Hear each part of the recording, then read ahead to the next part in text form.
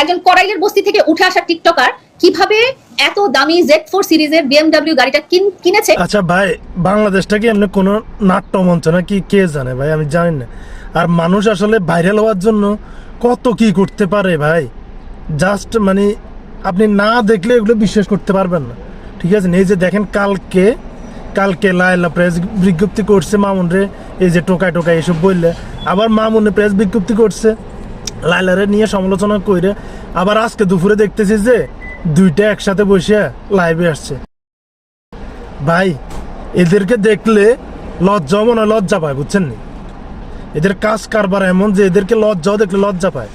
আর এরা ইচ্ছা করে এসব করে, জানেন? এর আগে আরো বহুতবার দেখছি।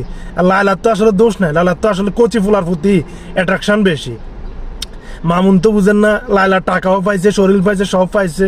তো এখন দরকার নাই তো মামুনের এসব ছাইরে মানে ভালো হওয়ার বা এই যে এসব ছাইরে নিজের এসব থেকে দূরে রাখার ও দরকার মনে করে না। কারণ ও জানে যে ও এইসবের সাথে থাকলে ও লাভ। ঠিক আছে নি, ও সমালোচনা পাইতেছে এক, দ্বিতীয়ত কথা হচ্ছে যে ও ফেম পাইতেছে, টাকা পাইতেছে, আর কি লাগে। কিছুদিন আগে দেখলাম যে এই মামুন্যে লায়লা মাইয়া এর মাইরে দেখলাম যে সোবা টোবা লক করে ফেলছে। আবার দেখলাম যে এরা আবার প্রেস বিজ্ঞপ্তিতে আইসে দোনোটা আবার এক। এখন আবার কালকে দেখলাম যে একটা টোকায় কিভাবে BMW কিনে, একটা টোকায়ের কোনো অবৈধ মানে টাকার না থাকলে এরা কিভাবে BMW কিনে, আর কত কথা। আর আজকে দেখতেছি যে আবার দোনোটা একসাথে লাইভে বসে বসে হাসতেছে। বাইরে রোজার দিনও এগুলোর আছে না, রোজার দিনও শয়তান এগুলো থেকে দূরে থাকে না।